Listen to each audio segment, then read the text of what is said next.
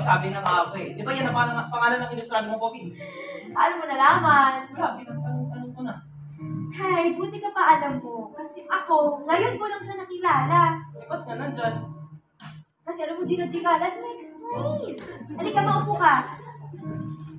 Alam mo kasi ikaw, minsan parang tanga ka eh. Ano nga yan? Ibig sabihin itong MKTI, mahal, kong, henyo. Oh. Oh, di wala na akong masabi. Eh kasi wag kang laging kani. Alam mo naman na ako'y iyon. Ikaw ay akin. Okay na. Alam mo, Julia, may idea ako. Ano? Mag-vandalize tayo! Pwede ba yan? Sige pa, try. Magsusunod ako dito ng C for Tenyo. Ako naman, hulaan mo pa namang J for Julia. Parang may kulang.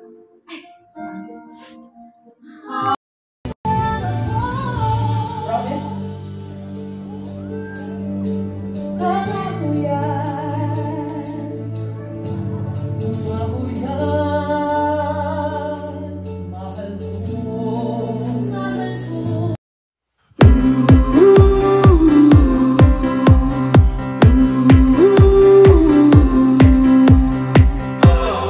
Tungkol saan ang liwanag sa dilim, Alexa?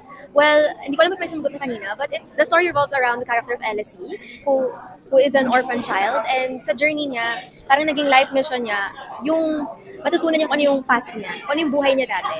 And with all of that happening, doon niya mamimit yung character ko, and yung character ng iba. Which is, ano gagampanan mo? I'm just a girl, Yes. standing in front of Amanda. Sa ngayon, ang pwede ko lang pong sabihin ay, I am a girl. Do you like doing theater stuff?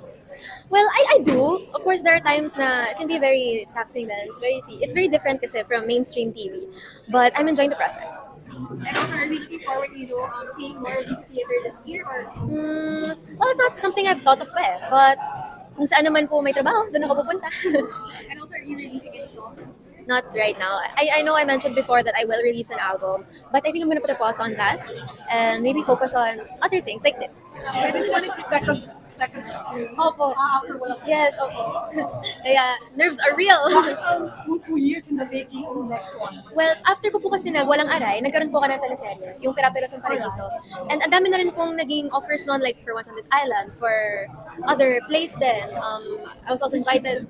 Hindi po ako nakaabot sa mga audition din nila kasi may taping, may shoot. So ito lang po talaga yung sumwak sa schedule and the timing. So I'm here. Alexa, for this theater, kind of excited. I'm very excited, of course. I'm always excited kasi hindi biro yung pusong binibigay ng bawat isa dito.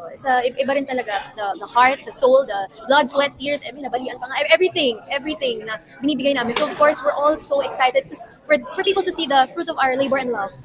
Alexa, I don't know if nababasa mo, pero comment mo lang na marami nang natutuwa at umahanga sa vocals mo. Nag-i-improve na daw talaga yung vocals mo since the day you started. Thank you. Thank you so much.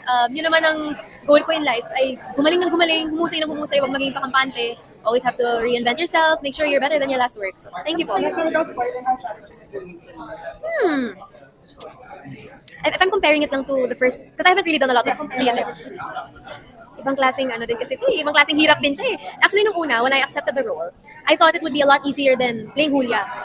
But now that I'm actually doing it, I'm rehearsing, mahirap pala siya. So it's quite challenging for me. Also, kasi madami kailangan bantayan.